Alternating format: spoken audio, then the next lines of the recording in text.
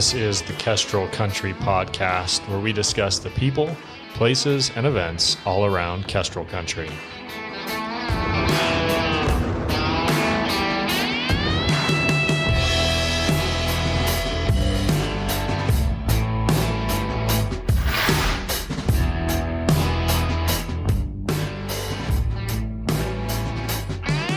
Katie Grauke, thank you so much for coming on board.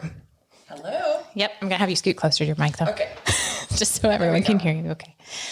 So Katie and I have known each other for a long time. Long time. And Katie is one of those incredibly talented people. Katie was my violin teacher for a long time. And she's an amazing violinist, but she's also an amazing caterer. And we're having her on to talk about that today.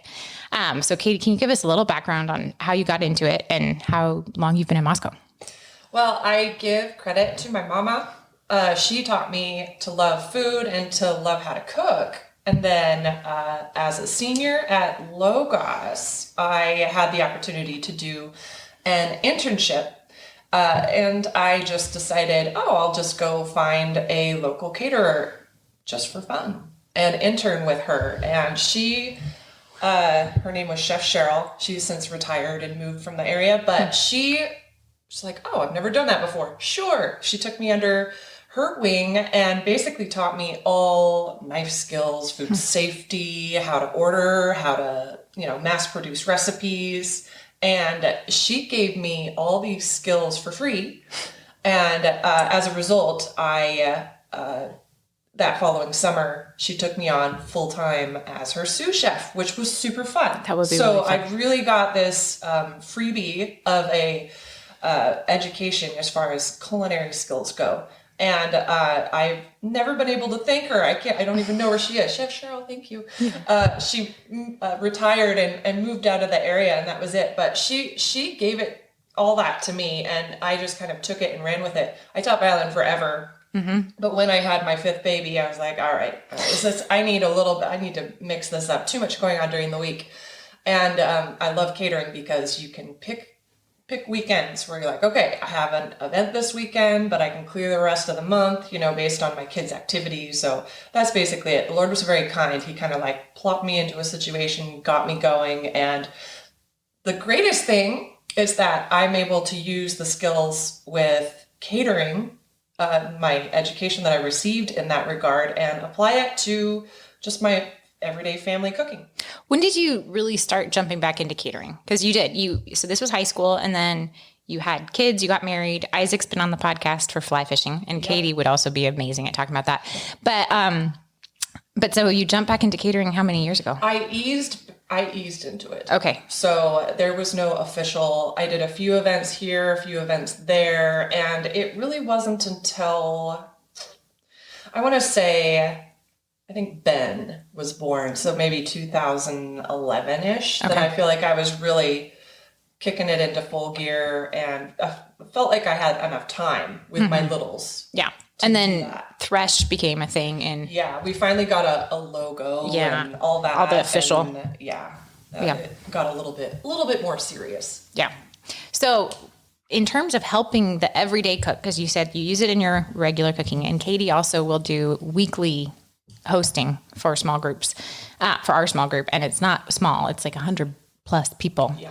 And so you're doing it all the time, but especially thinking about Christmas, what are some of those tips? Like, okay, you're going to have a big group of people, say you're having 20 to 40 people in your home, and it's not the normal average kitchen size. So what are some of the tips that you start with beforehand to make that way easier on yourself? One of the things I really like to do is make sure that I'm using recipes that I trust.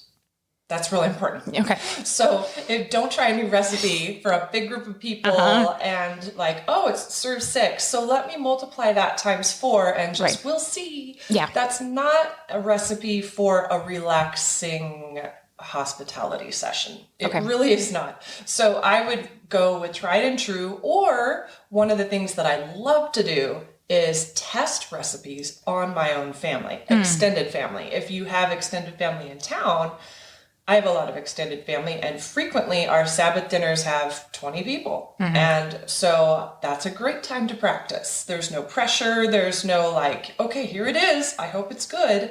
Your family is very forgiving. If something's a little undersalted or a little overdone or whatever it is, they're just happy to be fed. So try that. Have some of your closest friends, low pressure situation, try out a few recipes and see how you like them. Oftentimes a recipe might appear easy, but as you're doing it, you realize, oh, there's a lot of dirty dishes in the sink. This took way more effort and time than I actually thought when I looked at the recipe. So going through it and not trying anything new for the holidays when you've got 20 people coming over for the first time, I think that's a big tip. That is a good one. What about avoiding the kitchen explosion? So you mentioned the huge pile of dirty dishes. And I think that is one of those things that stops you potentially from doing it again, is if you had to pull 3 pots out because you started with the small one too small, and then you ended up dividing it into 2 because it won't even fit in one pot. So those kinds of things. How do you avoid that horrible, Mashed potatoes is a great example of what you're talking about. Yes, because you have to get a cutting board out with a knife, and then a pot, and then a strainer, and the peeler, and the whole bit. The best bit of advice I can give is 2 things. Wash dishes as you go. Do not put it off. Go slower. Wash dishes as you go. Keep the dishwasher running on the quick cycle if you can. Do you put them away? Oh, yeah. Okay, so dry, put away. Absolutely. Wash, dry, put away. I'm very meticulous about this in my home kitchen. If you have any kids who want to help, I've even, just for fun, just to bless my teenage kids, I'm like, hey, I have a busy day today. I'll pay you $20. And they're like, oh, really? They love that. It's actually a treat. Yep. They're like, quick $20. I like that. That's good. So that's a good take tip. that to heart. Apply your child labor if you have it. Especially when they need money at Christmas. Exactly, they do. They want to go shopping for their siblings and all of that. So that's one thing. Clean as you go. The second thing is make ahead. And a lot of people struggle with, if you make ahead, the question is, how do I reheat it all? So that's kind of another puzzle that you have to work out depending on what your menu is. But mashed potatoes, for one thing, are very easy to make the day of. So if you start those at around noon, the process just takes a little bit of time. And again, cleaning as you go, you can have a pan of room temperature mashed potatoes ready to go in the oven by 3 or 4. And it's okay to leave your room temperature stuff out for a couple of hours before you put it in the oven and get it up to that safe 145 to 165 degrees. So that I would definitely recommend that. And then once they come out of the oven, you'd be surprised how long the expression in the catering world is hold. They hold their temperature really, really well. So if you have some foil thrown over those, you can pull them out at 5 and they'll be okay, still warm and delicious to eat at 6 if you wanted to. What about, so if you don't have a Cambro or a hot box, the cooler method is pretty great to maintain temperature. Yep. But you probably wouldn't want everything in there because of the moisture. And most people, caterers like me, I have these great things called hotel pans. It's an investment. These are metal pans that are basically the equivalent of 2 9x13 casserole dishes. They fit in all standard size ovens. You can get 2-inch, 4-inch, 6-inch in depth. And then you can also invest in metal lids, which is fantastic for stacking in the refrigerator and in storage. So if all these things come out of the oven piping hot and you want to keep them hot, and if you have a big enough cooler width-wise to stick these pans into, it's a great option if you have that. If you don't have the metal pan and the metal lid, you can only go 1 level deep or things will get crushed. Yeah. It just doesn't really work. Yeah, that makes sense. So, but it's a great thing, by the way. Look it up if you don't know what to ask for Christmas and you love to cook. Investing in a few of those types of things. Oh, they're great. It's amazing how many people, once they see me pull out my Cambro hot box, I want one of those. Look up those on Amazon. They're not even that expensive. As far as a fun Christmas gift you could ask for, that's a really, really good option. Just stow it in your garage and pull it out whenever you have to do a holiday. Yeah. It simplifies things so much. Those hot boxes keep things hot for, like 8 hours. Yeah, it's amazing. It's It's really amazing how hot they come out of there. But you mentioned the garage, and that's another one, if you've got a cold weather and you've got a garage that's clean, you can pop a table up as your prep table and have stuff out there and be running back and forth for the garage. But if you've got the kitchen of a normal house or apartment you don't have a garage, but if you've got a normal kitchen or a small kitchen, then using your garage space is really handy. I of course never use the garage method for any kind of official catering that I do, but for my own personal use, I will totally. If it's 35 degrees out there, I have thermometers out there, I will absolutely keep vegetables out there. Yep, something that's totally easy. Will. We just did this. I just monitor the temperature, and if it's like 10 degrees outside and I crack a window in the garage, then I'm pretty confident.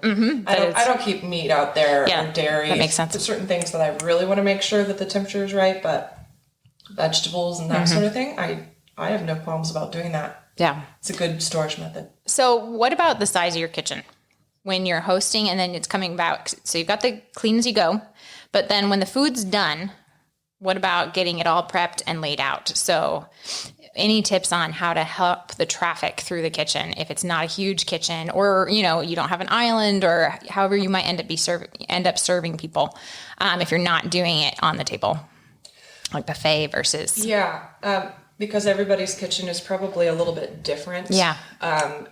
Some scenarios that I have run into that have been helpful are setting up a card table with the tablecloth kind of closer to the dining room. One thing to remember is that all the time, at least in my house, where people congregate as soon as they get there is the kitchen. Yeah. They always do. Which is another reason for clean dishes. Exactly. Another argument for cleaning as you go. Yeah. So if you know people are going to be congregating in the kitchen, and you don't have like a huge island where you can both set out the casserole dishes for dinner and also whatever little snacks you want to provide, and maybe some wine glasses and wine set out there also, setting up the appetizers and wine in the kitchen and then have the dinner food, the buffet, so to speak, on a separate table that you just temporarily set up closer to the dining room is a good way to kind of separate that out.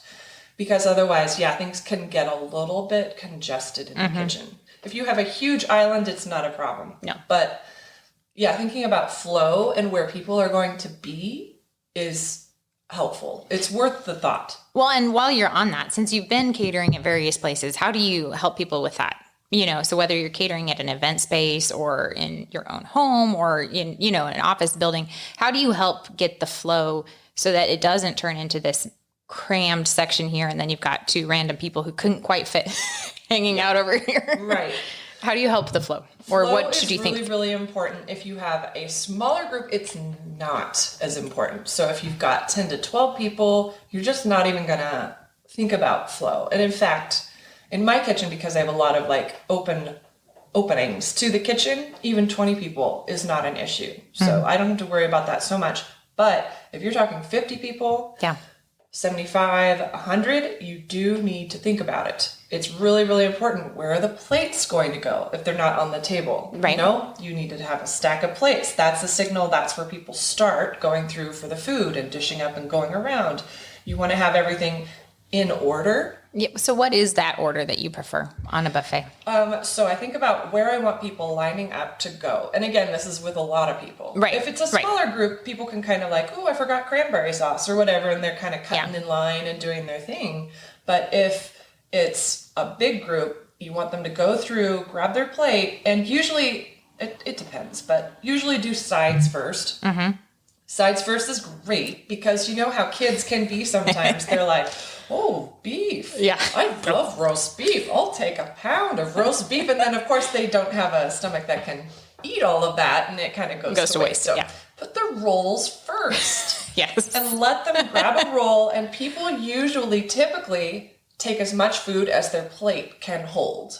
That's another hack. So whatever size of plate to be using. Yes. Yeah. So if you're doing a heavy hors d'oeuvre appetizer dinner, It's one of my least favorite things. It's a lot of work. Because it's all the teeny. It's little things, many little things that you're cooking for, shopping for, preparing. Don't care for that. But that's the thing, though. If you're doing all that work and you're wondering, oh, do I have enough? Well, if you give people a huge dinner plate, then guess what they're going to do? They're going to fill up their dinner plate, whether or not they can actually eat it. Yeah. So in those scenarios, I'd probably go with a smaller, like salad size plate and let people go back for seconds. That would be smart. My tip on that one. But so start out with your pile of plates. And then let people go through, do the sides first, rolls, salad, veggies, and all that. And then do your meat at the very end. And then whatever garnishes you want to add, depending on what you're doing, gravies, relishes, whatever. Yeah. And then have people go directly from there to where they're sitting. And then one thing I learned years ago, and whether or not you have your table set. So if you have your silverware on the counter in the buffet lane, to put it at the very end, the silverware and napkins, because then you're not trying to juggle all of that with your plate while you're dishing your plate, but at the very end you can just tuck it in. Although really people hard to can hold all get that. confused about where it's located. Yeah. Oftentimes I put silverware and napkins. If I'm doing a fancy holiday meal, I will put those on the table. So they people just don't sit down. get- Yeah, It's just one last thing. it is. Disposables are also a really great tip. And there's some good disposables out there. Really heavy duty, and the disposable silverware options looks are really good. fun because they paint them. You can get them silver colored, gold colored, all these fun colors, which can be really festive. Yep. So I highly recommend that. No, that's for sure. When do you vote for plating the dinner versus buffeting the dinner and family style? Is there like a number or a size? It depends on how much work you want to do right before. So it just takes, you have to calculate, if you want to plate everything, you have to calculate a little bit of time to actually put the plates out. You have to have a place to put all the plates out.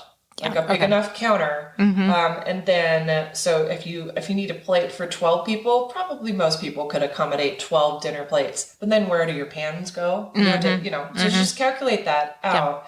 A lot of the time, if it's a special dinner, I will put, like a 70th birthday or something like that, a little fancier, a little special, more special, maybe invite some special friends to join. I would design the menu around that. But most of the time, it's not really worth it. Yeah. I would say. Yeah. I could see one thing we have done before is plate the salad and get the salad course or a soup course if you're trying to do something a little bit more elegant. Get that out there on each place setting, and then people sit down, and then they can get up, they clear their own bowls and put them in the sink and go through the dinner buffet. Yeah. But you have to account for who's going to be clearing, and do you want your kids to be dealing with that or not, or that sort of the age thing. of the group of people. Yes, and there's more dishes. Yeah. You have to factor dishes. that into. That's a Yeah. tough one. Again, another plug for those really heavy duty plastic disposable plates. It's those true. are amazing. They are Those amazing. are so amazing, and you can get them at Costco or Michael's or wherever you are. They're everywhere. So Although on the buffet side of life too, you've got a bunch of really good large pieces to hold a ton of food, which I think is a helpful tip, because if you have small bowls holding all your stuff, you're either refilling your buffet bowls all the time, or it just doesn't present well, or you need way too many and you don't have enough. Yeah. So getting the big pieces of whether it's platters and not breakable ones, things like that are helpful. and ask for those sorts of things for your birthday or Christmas. Just say, I'm looking for large scale things. I often pick them up. Places like TJ Maxx, Walmart of all places. They actually have some really fun larger bowls. If you actually look through their little section there, and it's really inexpensive. Target's another one. Okay. And they break. They break a lot, so just don't go to Williams-Sonoma. Why would you don't do get that? heirloom if you things. if you want to invest in a $200 gorgeous platter, that's fine. Yeah. But kids will probably be washing Or it. it'll chip. Yeah. It's just the way. Yeah. So if you're spending 20 to 30 range, so 1 0 less, then some of those can really get up there. They're so pretty. Pottery I know, barn it's gorgeous. You know, and it's fun to have some of those pieces, but you're probably using those with a much smaller crowd. And maybe no children involved in the cleanup. Because right. It just, that's what happens. You just have to be open to things getting dropped or slip or whatever it is, and not stress the kids out, like, do not chip. Yes. Yeah. That'll ruin their... Yeah, because then how do you wash the dishes? And then what if it does slip and chip? Then they'll feel so sad. So horrible. And that's unkind. I think that's unkind to your kids. So you mentioned more of your stuff from catering. I mean, you learned all the tips. What other big items were big game changers for you in terms of planning group meals? Recipe conversions and making copious notes. And I use Google spreadsheets. That's a really helpful thing. I do like spreadsheets. I love spreadsheets. And I write notes constantly. Even if I've made the same thing many times before, I'm always updating. I had too many potatoes this last time. I'm like, why? Like, it's because there were more kids, fewer adults. Or, you're always like making notes to make the whole process of, it's just daunting. 25 people are coming over. I don't know if I have enough food. But if you make those notes and you go and you look, you'll remember. Yeah, because you can't remember on your own. No, you can't. Your brain doesn't hold anything. Or at least my brain doesn't. Terrible idea. Yeah. I always think I'll remember. For a long time, I used, I would tear out recipes from magazines, cooking magazines. Yeah. And that was a great system because I had a notebook with little clear slip-ins. Yeah, where you could just slide it right in there and always find it. Create your own cookbook. When I switched over to saving my recipes digitally on Pinterest, this was 2010-ish, I want to say I started doing that. Yep. That's where I got into some serious trouble. Because you can save so many more recipes so quickly. So easily. And then you're like, I want to make that amazing brownie recipe. And you look up, brownie. You search brownie on your Pinterest, and you have 12 of them. And you have to go through that process all over again because you can't remember which one it was. Yeah. So that's why I like spreadsheets. If I try a new recipe and I like it, I know I'll do it again. I immediately copy down what I did. I almost always make a small adjustment just based on what I have in the fridge. Write that down, and then I take a note of how many servings it made. So that's actually really helpful. So, and you can kind of eyeball it. I've got teenagers, so they'll take adult-sized portions, and then I have a couple younger kids who take a little bit less. But I can look and realistically say, you know what, I think that would probably feed 10 people. You can kind of eyeball that. And I write it on the note. Oftentimes, recipes that you'll see online or in magazines and whatnot, it'll be serves 4. Right. And then you make it and it serves quite a bit more. Yeah. It's this was an 8 to 10. Yeah. So, just being mindful of that and writing it down, typing it down, in my case, is very, very helpful. And then if you have a recipe that you've made once for your family and you feel pretty confident that it's times 10, if you're having 20 people, just multiply everything times 2, right there on the in column. Your spreadsheet, and there you have it. It takes away a lot of the guesswork. So with that, backing up to your process, which is really great, thinking through moving around because people are jumping kitchens, or we're in that business where people move and we help them get new spots. What would you recommend? They're setting up their kitchen. They should keep their recipes online, because I think part of the thing is you kind of, if you don't start a system, you fall into a system. Right. And you're mentioning Pinterest, and I've totally done that. Or you just have this pile of recipes, and then some here and some here, and a million cookbooks taking up space. So what would your tip be? Because it's also easy to get stuck not doing a system, and you're like, well, it's got to be perfect. No, it doesn't have to be perfect, and you don't have to have the perfect equipment or anything like that. But what is a very simple, get it on a spreadsheet is great. Any other thoughts along, setting up your kitchen, setting up your cookbooks, kind of, how you run things? We had the privilege of being able to kind of design our kitchen because we had our house built. Which is good. That's always a bonus. But that's a huge daunting thing too for people to build their kitchen. Yeah.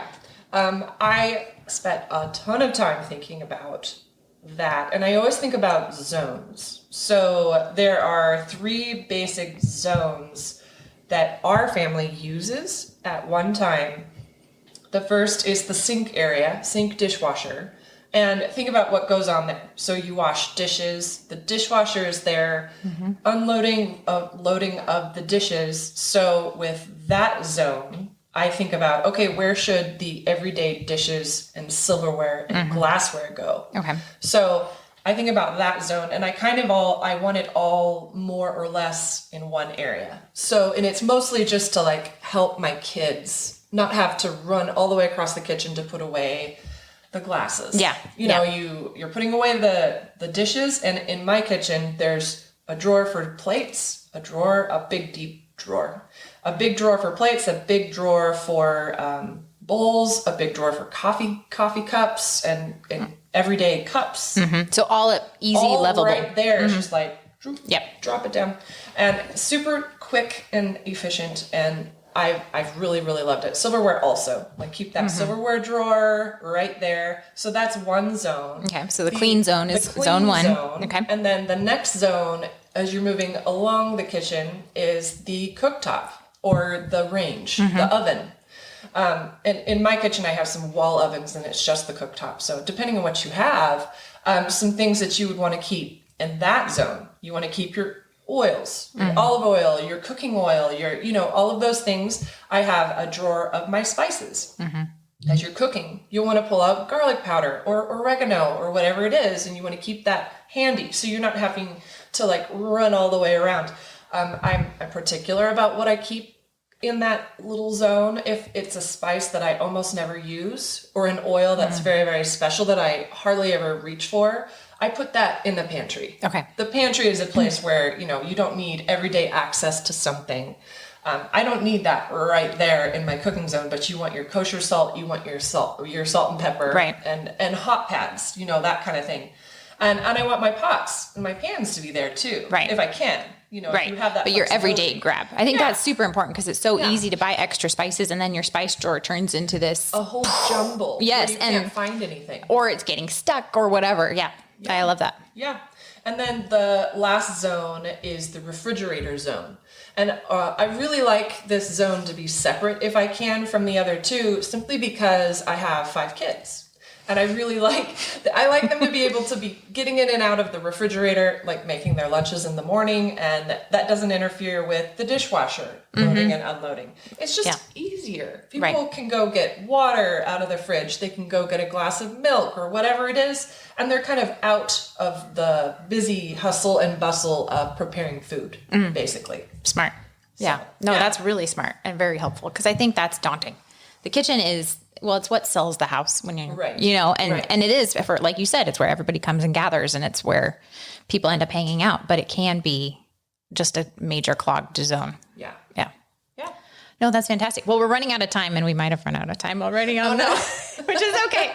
But any final thoughts or one of your favorite things for a Christmas tip as we leave? Be mindful that you still need to be energetic and a nurturing and loving mother.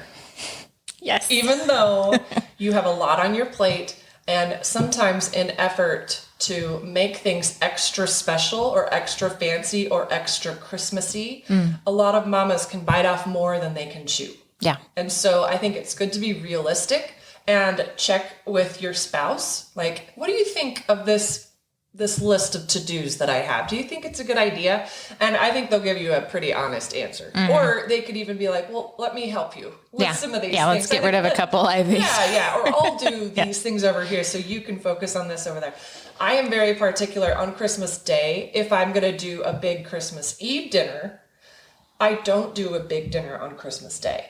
Yeah. So I try to just pick one day where I'm cooking and the other day when I'm not. So, or you could do it in reverse. Get takeout for Christmas Eve, sushi or whatever it is, or pizza, whatever makes your kids excited. And then on Christmas Day, you can do something a little bit more fancy. What we love to do is a fun Christmas Eve dinner. And then my kids really, really, really love cracking crab, Dungeness crab legs. Yeah. So we do that on Christmas Day. No Yeah. cooking involved. You clean the crab, we thaw it out, frozen. I special order it from the grocery store, and so it's as fresh as you can kind of get in the middle of Idaho. Right. So we clean it out, and we have butter, garlic butter there, and we just sit around the table. Oh, and the kids also love cheese fondue. Oh, I love That's cheese fondue. so simple. You can Yeah. buy those Swiss packets of it, and you just heat it up in a fondue pot or a bowl. That's even really is fun. fine. Yeah. With chopped up bread and apples and like cooked broccoli, and you have it. You Yeah. have your dinner, and it's very special to the kids. Yeah. It's so fun. Yeah, that's really fun. Yeah. I love it. Well, Katie, thank you so much. Thanks for taking your time and popping on down. course. And it's fun to see you. So fun to talk about all this. Oh, it really is. I love it. Thanks. Of course. Thanks for joining us. Like, share, subscribe. We'll see you next week.